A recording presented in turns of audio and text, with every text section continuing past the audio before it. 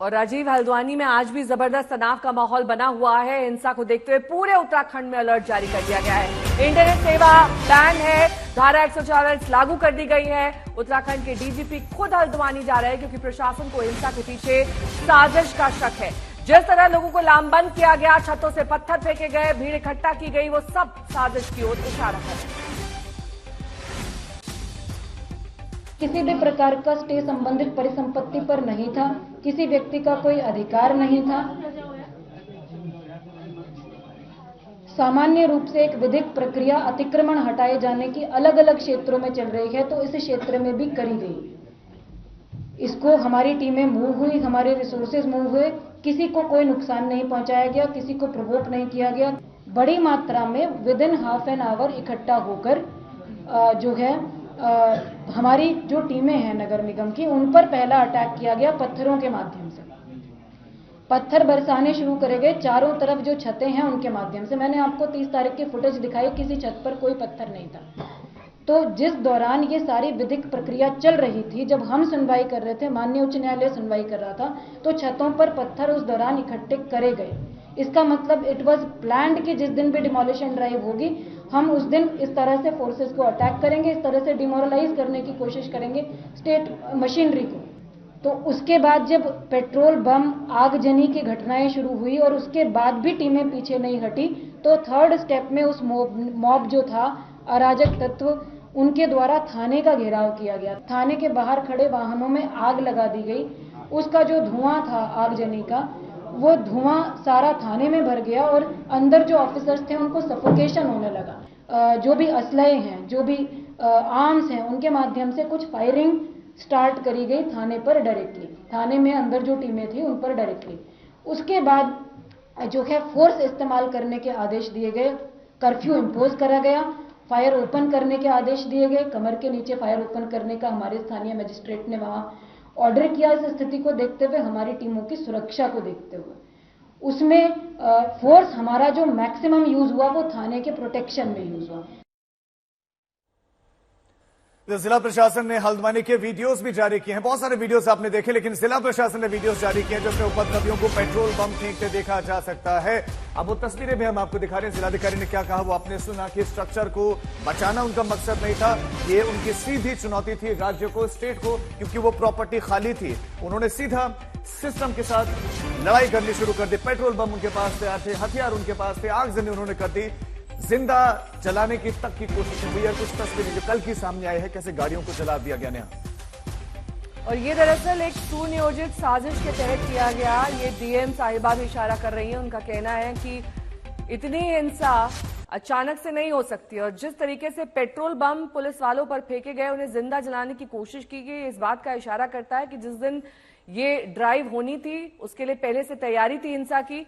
ऐसे में वहां पर कर्फ्यू लगा दिया गया है, लेकिन अभी फिलहाल हालात सामान्य नहीं है। कल रात की तस्वीरें देखिए, सिर्फ आग ही आग हर तरफ दिखाई दे रही।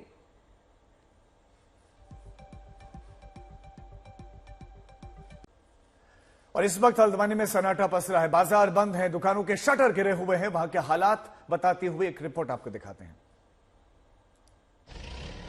इस समय हम हल्द्वानी के बनबुलपुरा क्षेत्र में मौजूद हैं और सुबह की पहली किरण के साथ अब तस्वीरें जो हैं वो साफ दिखने लगी हैं।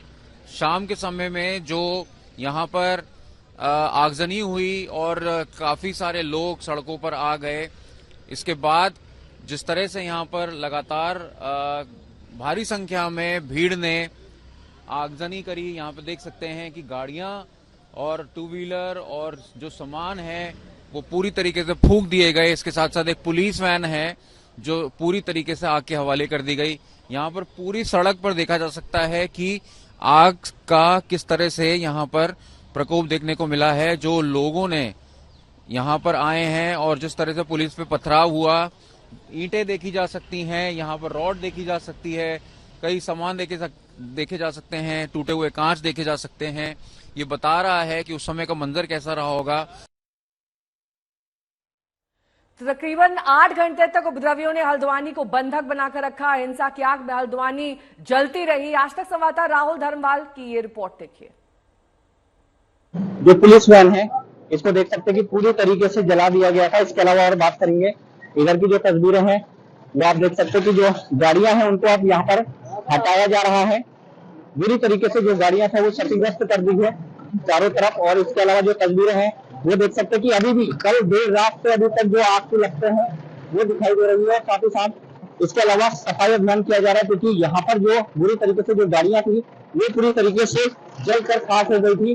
और जो पुलिस वैन के साथ ही साथ जो गाड़ियां हैं वो पूरी तरीके से जल गई थी। और ये बनबुलपुरा थाना है, जिससे हमने आज तक इंडिया टुडे के माध्यम से एक्सक्लूसिव तस्वीरें आपको कल रात दिखाई थी। वही तस्वीरें वहां ग्राउंड जीरो पर हम मौजूद है। यहाँ आप इन तस्वीरों से अंदाजा लगा सकते हैं कि आखिरकार कल रात के यहाँ जो हालात थे वो कितने बुरे हालात यहाँ थे। और ये जो आप देख रहे हैं ये पूरा बनबुलपुरा थाना है। इसमें कोई भी चीज ऐसी नहीं बची जो साबित आपको दिखाई दे रही होगी, क्योंकि भारी संख्या में जो टकराव यहाँ पर किए जा रहे थे, भारी संख्या में जो उपद्रवी जो लोग थे उनके द्वारा चारों तरफ अगर आप तस्वीरें देखेंगे तो तस्वीरें अभी भी धुआं उठ रहा है। आग अभी भी तस्वीरों में आप देख सकते हैं। तो हल्द्वानी में अब सुरक्षा सख्त कर दी गई है, सुरक्षा बलों की संख्या वहां बढ़ा दी गई है। रिपोर्ट आपको दिखाते हैं। इस वक्त हम ग्राउंड जीरो पर मौजूद है और ये ताज चौराहे पर इस वक्त मौजूद है। भारी संख्या में जो फोर्स है उसे लगाया गया है और यहाँ से बिल्कुल भी अंदर किसी को नहीं आने दिया जा रहा है। जो भी प्राइवेट वाहन है उनको बाहरी बैरिकेड लगा के रोक दिया जा रहा है।